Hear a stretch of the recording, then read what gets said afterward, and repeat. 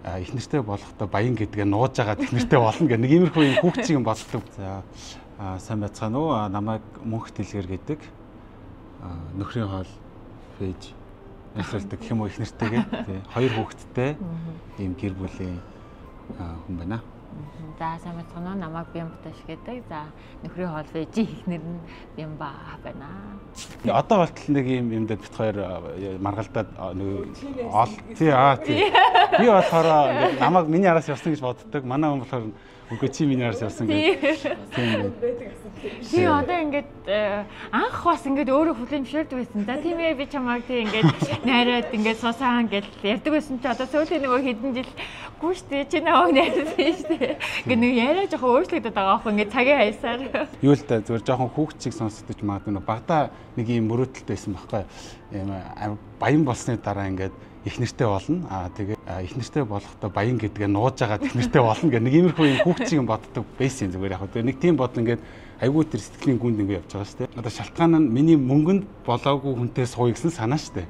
Ерөөсө гол шалтгаан тэр ахгүй. Надад баян хүнтэй. Надад ингээ хайр би өөрийгөө болохоор баян болно гэж бат итгэцэн те. Тэгээд миний мөнгөнд болоогүй хүнтэй л уулзсан гэдэг тийм санаатай. Тэгээ явж исэн чинь би нэг юм найзтайгаа нэг жижигхэн бизнес хийгээд тухайн үед хүний цалингаар хариул ингээ бор 2 3 4 жилийн цалинг ингээ нэг дор ингээ алдаад ингээ өрөнд орж исэн байхгүй. Яг тэр үед ингээ танилцаад тэгсэн чи яг миний нөгөө юу одоо бодол маань биелж байгаа байхгүй те. Миний мөнгнөөс болоогүй надтай ингээ найзлаад нь шүү дээ те. Тэр ер нь бол ингээ миний багын мөрөдөл биелж байгаа юм байна гэд. Тэр нь бол одоо тухайд би багт аягүй тийм би эргээр хүлээж авсан л да. Одоо жишээлбэл ингээд нүдэн дээр нь ингээ хүн ингээд хэцүү байдалд ороод ингээ өрөнд ороод яах вэ хүү ингээ хүндэрж байгаа ингээ харагдаад ах чинь л миний араас яваад байгаа бол.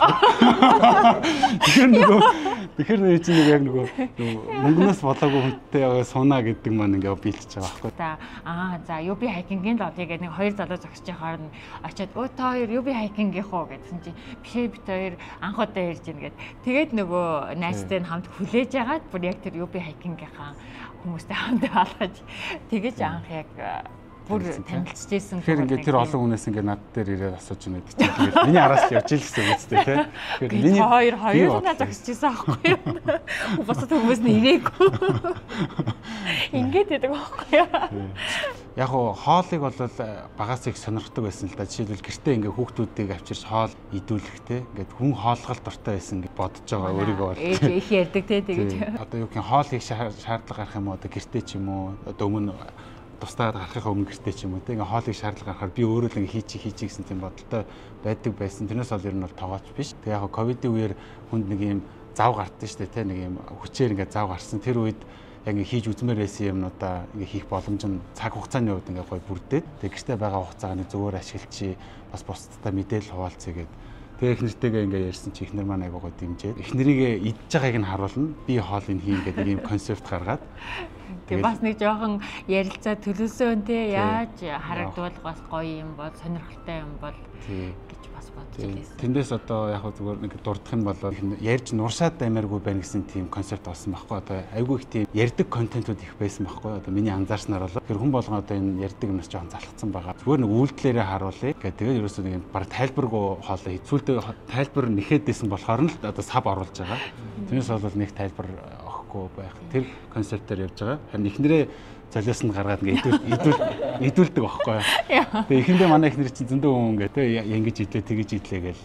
Тэгээд гадаг байсан дээр сүулдэ болохоор бүгд л дурталцсан шүү дээ. Бас яг бит хоёрын нөгөө влогоо хийж эхэлж байхад нэг ийм хооллыг ингээл гэртээ идээл ингээл мухмаг баян бичлэгөөс Монголд бол байдаггүй байсан. Ютубер бол зөндөл байдаг шүү дээ тэ. Ер нь бол нөхрийн хоол пэйж ажиллаулахдаа их ад жаргалтай байгаа. Гоё нөгөө хүмүүсээс юм айгуу гоё чин сэтгэлийн юмнуудад болох гоё уур амьсгалыг ингээд мэдэрдэг гэх юм уу? Эрэг юмыг айгуу хоолж хаадаг. Амар одоо тайван амьдрах гэр бүлийг өгч чаддаг гэж би боддог. Ер нь нөхрийгөө тухалж чадах ийм гэртээ тухтай байх юмыг маань ер нь дандаа манай хүн бүрдүүл гэсэн би нөгөө амар юм гэртээ тухлах хэвээр дуртай хүн гэж хэлдэг шүү дээ. Гоё дуртай хоолыг маань хийж өгөө. Би ядарсан байх юм бол манад нэг юм нөгөө гэрээ цэвэрлэг гэдэг юм битэрөөсөө ярилцдаг байхгүй юу. Зүгээр л хийхмээр байгаа, хийх завтай байгаа, боломжтой байгаа нь л хийждэг. Ерөөсөө чи гэрээ цэвэр, би гэрээ цэвэр, би цэвэрлэх гэж ерөөсөө яадаг гэрээч цэвэрлждэг манай хүн, гоё хоолч хийгээд өгчдөг. Тэгээ хүүхдүүд ээж асарчдаг тий. Нэг юм намайг юм өөрийнхөө дуртай орчинд тайван байлгах юмыг айгүй бүрдүүлж өгдөг. Гэртээ дууглах, гэртээ ноцоорох, гэртээ бүх юмыг хийх айгүй гоё байх үнцгийг манай хүн яг гоё бүрдүүлж өгдөг. Санаа дотроо бол тактиктэй байсан л да. Эхнэр битгаар дотроо хүүхдээ болсноо мэдсэн. Тэгээ анх танилцах гэж байгаа байхгүй. Гэтэ шууд очиод энэ мэдээг хэлэх юм бол аав ээж маань гайхна гэж ойлгоод эхлээд хоёулаа зүгээр нэг уулзнаа. Тэгээ сарын дараа хүүхдээ болсон гэж уулзнаа гэдэг тактиктэй уулзж байгаа байхгүй. Би чинь тэгээ сандраад янз янзын нэг юм үг үлдээсэн алдаа гаргачихгүй гэж хаалгаар ингээл нэлээд ингээд чичрээтэй орсон чинь шууд ингээл хизээний нөгөө миний хүүхэд гэдэг байдлаар ингээл миний хүүхдүүд ирсэн үү сайн явж ирсэн үү гэж ингээл хацар дээр үнсэжсэн байхгүй. За угаасаа шууд намайг ингээд хүлээж авч байгаа юм байна гэж амар тайвшраад айгүй сайхан зөөлөн уур амьсгалтай хүмүүстэй би таарчлаа та гэдэг тухай үед айгүй баярлж өнгөрч ирсэн. Хариуцлагатай тэгээд хамтдаа бүхний даван туулж те юу ч тохиолдож магадгүй даван туулаад нэг нэгэндээ хамгийн гол нь хүндэлтэй уртууд анжилыг хамт амьдрнаа л гэж бодсон гэж хэлмээр байна.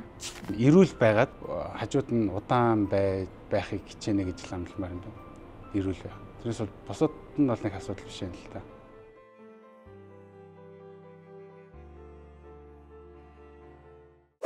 Алголомтой Асая